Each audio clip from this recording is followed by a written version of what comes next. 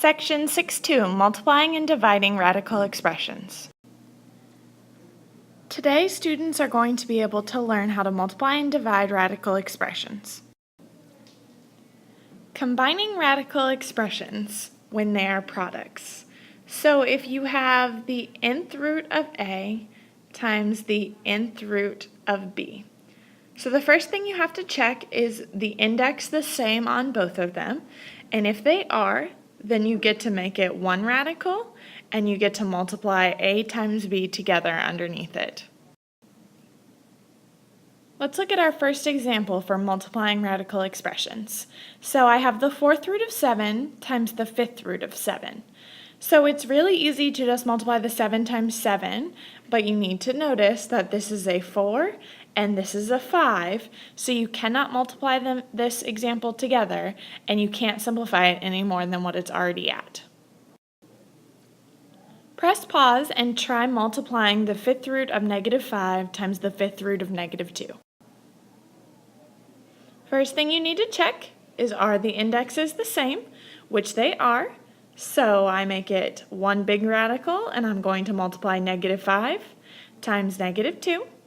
-5 times -2 is +10, and you would try to break that down, but it's only 5 and 2, so your answer is the fifth root of +10.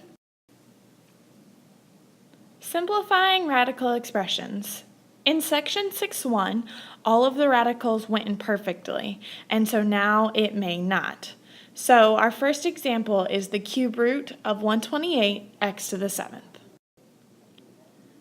Let's first work on the cube root of 128. So you would try to take the cube root of 128, and you're going to get a decimal, so that means it doesn't go in evenly. So we need to break down 128. So think of two numbers that multiply to 128, so I thought of 16 and 8. If your numbers are different, you should still get the same answer. Okay, break down the 16 into the 4 and 4, the 8 into the 4 and the 2. So since this is a cube root now, you need 3 of the same numbers. Before, we only need 2 of them because it was a square root. So since there's 3 4s, that 4 is going to come out in front, and then this 2 is going to be left underneath my radical.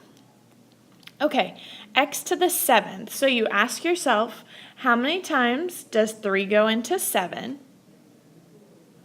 And so that's only going to be twice, so it's going to be x to the 2nd.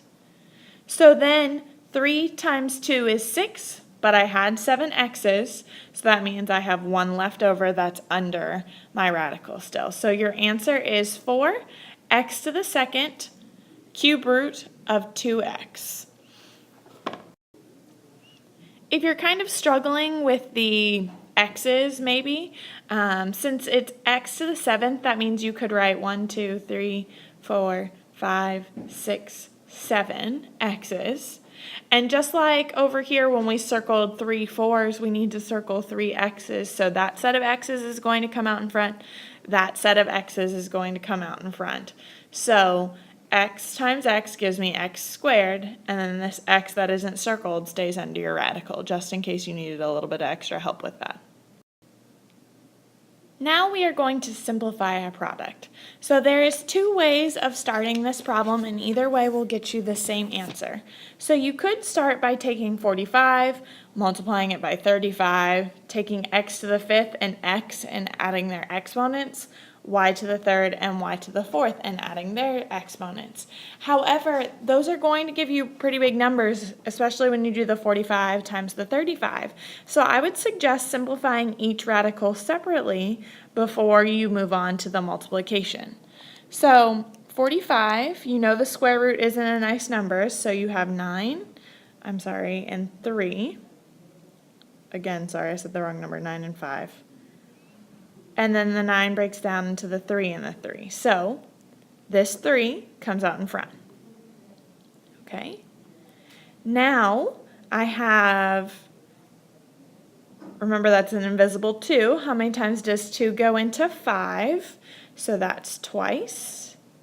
And then you ask yourself, how many times does 2 go into 3? And that's once.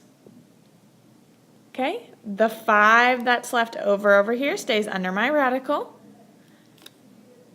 2 times the invisible 2 is 4, but I had 5 of them, so 1 is left over underneath. Same thing here.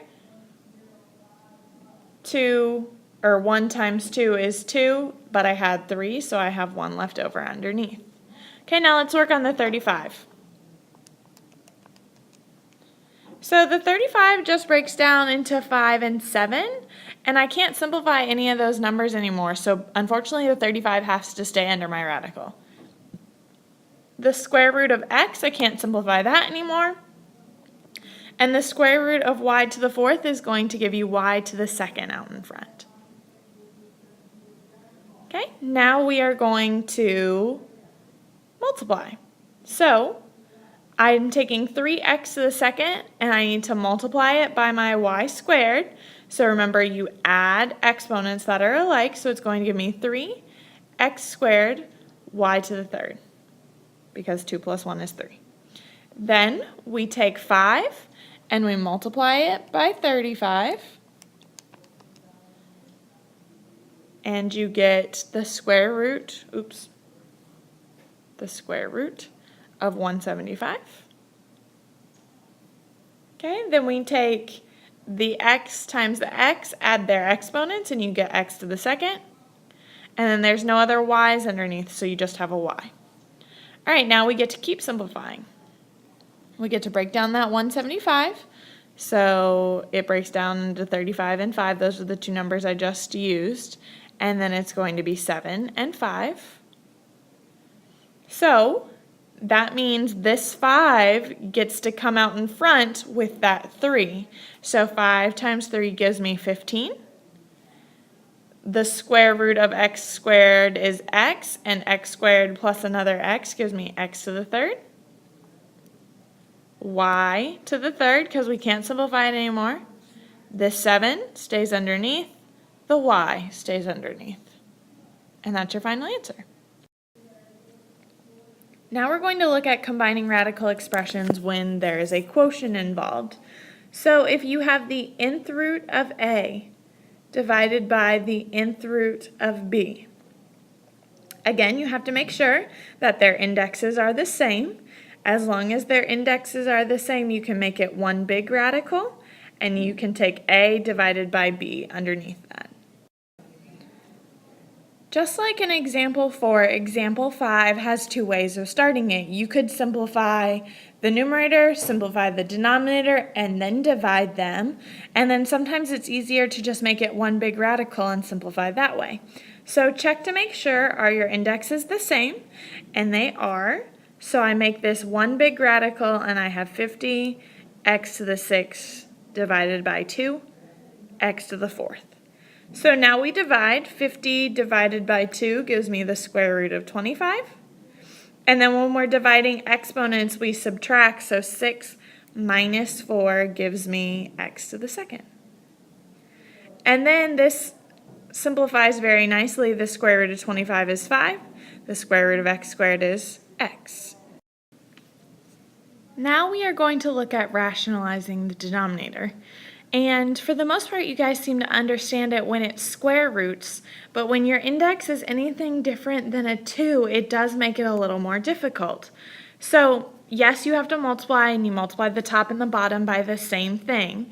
But now, since my index is 3, that means I need 3 of everything under my radical to make my radical go away. So right now, I know I have to multiply by the cube root. And right now I only have 1 5. I need a total of 3 5s to make this radical go away. So I have to multiply it by 5 squared to make that radical go away. Now we look at the y's that are underneath. I have 2 y's. I need a total of 3 of them to make my radical go away. So I only need 1 more to get 3 y's. Whatever you do to the denominator, you also do to the numerator. And now we just multiply. So we're going to take 7 times 5 squared.